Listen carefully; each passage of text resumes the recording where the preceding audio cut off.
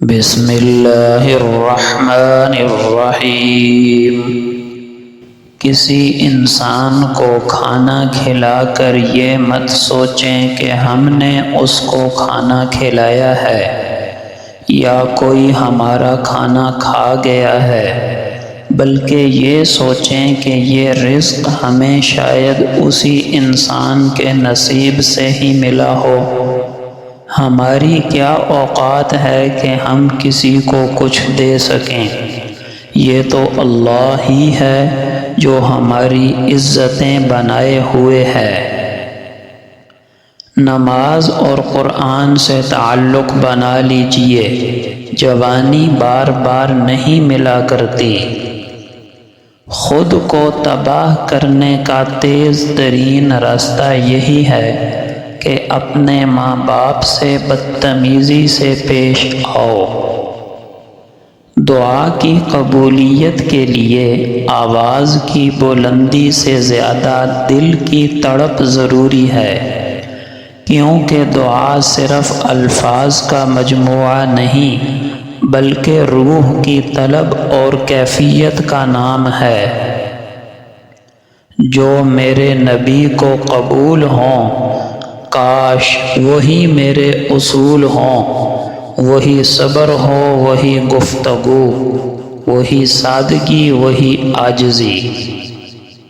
درخت بوڑھا ہو کر پھل نہ بھی دے لیکن سایہ ضرور دیتا ہے، کاش یہ بات اولاد کو وقت پر سمجھ آ جائے۔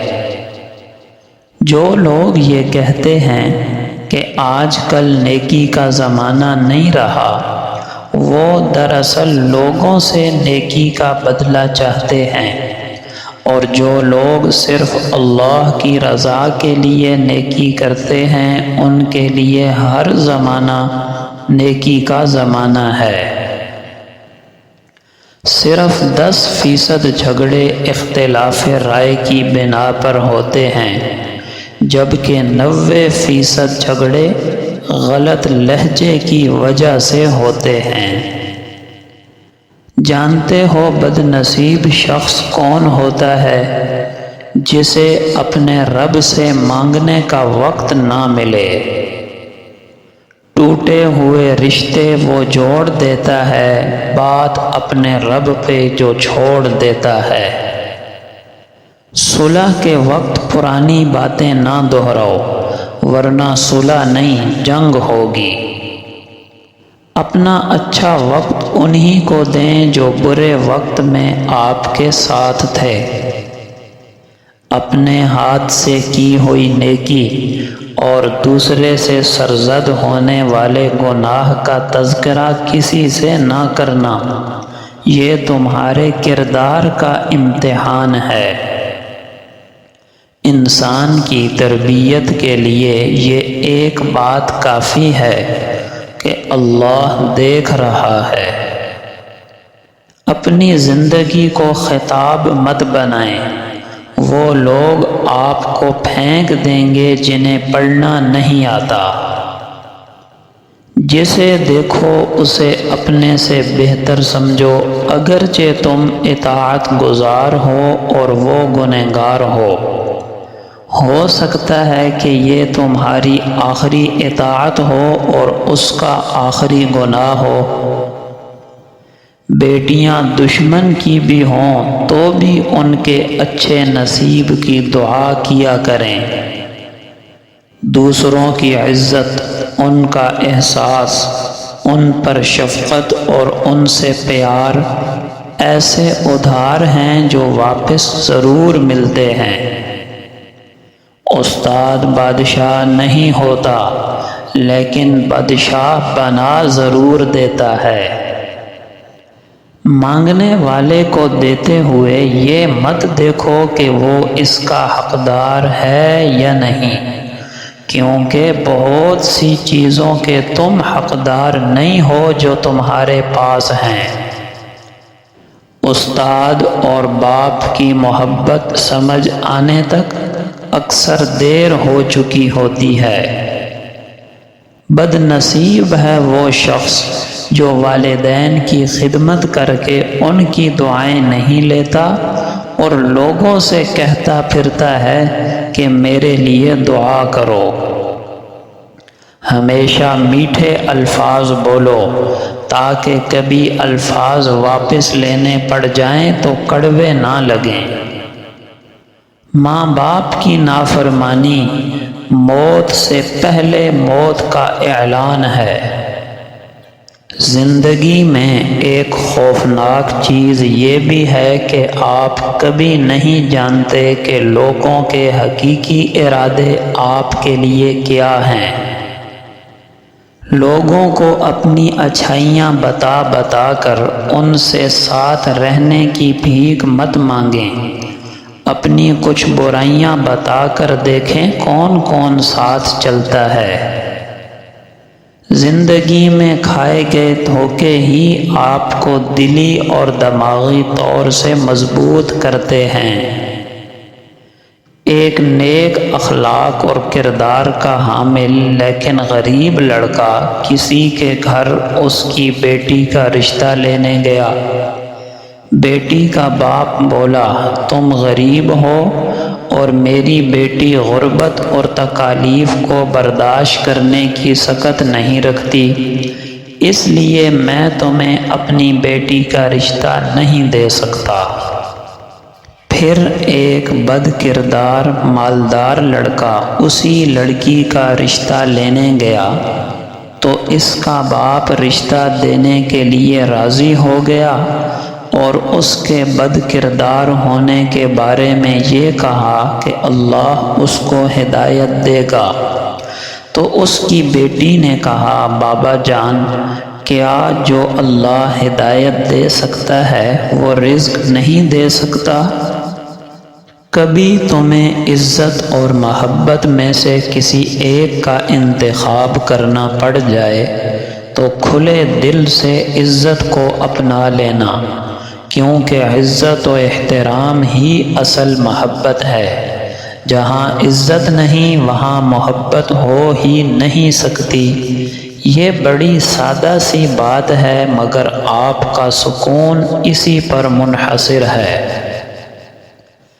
کچھ لوگوں کو مخلصی راس نہیں ہوتی، وہ اپنے جیسوں میں جا کر ہی مطمئن ہوتے ہیں۔ اس مطلبی دنیا میں دوسروں کی خوشیوں کا سوچنے والے لوگ بہت کم ہیں، اسی لیے اپنی زندگی میں ایسے لوگوں کو کبھی مت کھونا جو بنا لالچ کے آپ کے ساتھ رہتے ہیں۔ برائیوں میں ایک بہت بڑی اور تباہ کن برائی حسد ہے، جو دو طرفہ تباہی پھیلاتی ہے۔ جس سے کی جائے اس کے لیے بھی خطرہ اور جو کرے اس کے لیے بھی ذلت و رسوائی۔ چھوٹے تھے تو سب نام سے بلاتے تھے، بڑے ہو گئے تو بس اب کام سے ہی بلاتے ہیں۔ سیٹھ کے پاس سونے کی چین تھی اور مزدور کے پاس چین کی نیند۔ اعتماد خود پر رکھو تو طاقت بن جاتی ہے، دوسروں پر رکھو تو کمزوری بن جاتی ہے۔ اس مطلبی دنیا میں سنبھل کر چلنا، یہاں تو لوگ اپنے ہاتھوں سے دفنا کر یہ بھول جاتے ہیں کہ قبر کون سی تھی۔ اللہ جل شانہ کا پاک ارشاد ہے، اور جن لوگوں نے اپنے پروردگار سے کفر کا معاملہ کیا ان کے لیے جہنم کا عذاب ہے اور وہ بہت برا ٹھکانہ ہے۔ جب وہ اس میں ڈالے جائیں گے تو اس کا چیخنا چلانا سنیں گے اور وہ جوش مار رہی ہوگی، ایسے لگے گا جیسے وہ غصے سے پھٹ پڑے گی۔ جب بھی اس میں کافروں کا کوئی گروہ پھینکا جائے گا تو دوزخ کے داروغہ ان سے پوچھیں گے، کیا تمہارے پاس کوئی خبردار کرنے والا نہیں آیا تھا؟ وہ کہیں گے، کیوں نہیں؟ بے شک ہمارے پاس خبردار کرنے والا آیا تھا، مگر ہم نے اسے جھٹلا دیا اور کہا کہ خدا نے تو کوئی چیز نازل ہی نہیں کی، تم تو بڑی غلطی میں پڑے ہوئے ہو۔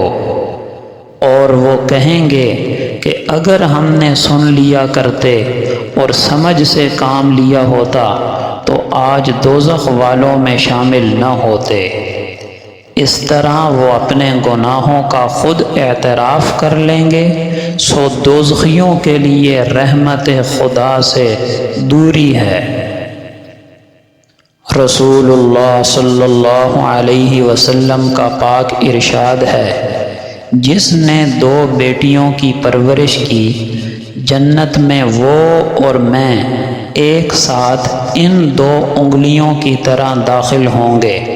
حضور صلی اللہ علیہ وسلم نے 2 انگلیاں جوڑ کر اشارہ فرمایا۔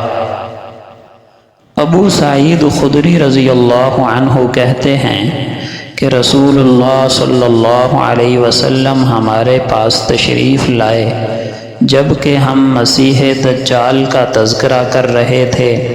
آپ صلی اللہ علیہ وسلم نے فرمایا، کیا میں تمہیں ایسی چیز نہ بتاؤں جو میرے نزدیک تمہارے لیے مسیح دجال سے بھی زیادہ خطرناک ہے؟ ہم نے کہا کیوں نہیں؟ رسول اللہ صلی اللہ علیہ وسلم نے فرمایا، چھپا ہوا شرک۔ وہ یہ ہے کہ آدمی نماز پڑھنے کھڑا ہوتا ہے، جب اسے معلوم ہوتا ہے کہ کوئی اسے دیکھ رہا ہے تو اپنی نماز کو خوبصورت بناتا ہے۔ رسول اللہ صلی اللہ علیہ وسلم کا پاک ارشاد ہے کہ اللہ تعالی رحمت نازل فرماتے ہیں اور اس کے فرشتے اور آسمان و زمین میں رہنے والی ساری مخلوقات، یہاں تک کہ چیونٹیاں اپنے سوراخوں میں اور پانی میں رہنے والی مچھلیاں بھی اس بندے کے لیے دعائے خیر کرتی ہیں جو لوگوں کو بھلائی اور دین کی تعلیم دیتا ہے۔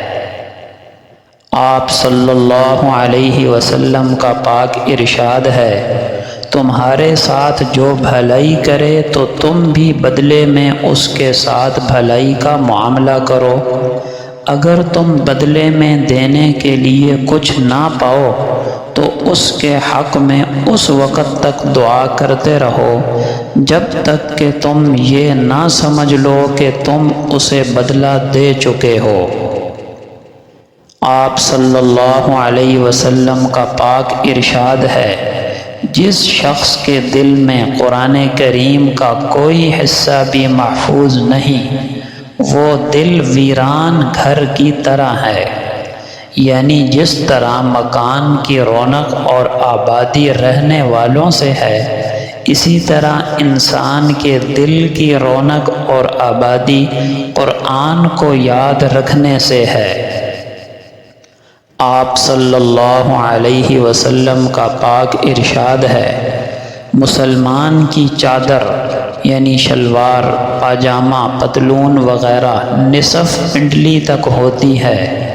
پنڈلی اور ٹخنوں کے درمیان تک کپڑا رکھنے میں کوئی حرج نہیں، اور جو کپڑا ٹخنوں سے نیچے ہوگا وہ آگ کا حصہ ہے، اور جس نے تکبر کی وجہ سے کپڑا ٹخنوں سے نیچے لٹکایا، روز قیامت اللہ تعالی اسے رحمت کی نگاہ سے نہیں دیکھے گا۔ آپ صلی اللہ علیہ وسلم کا پاک ارشاد ہے، صبر پہلے صدمے کے وقت ہے، اس کے بعد تو انسان غم کو آہستہ آہستہ برداشت کرنے لگتا ہے۔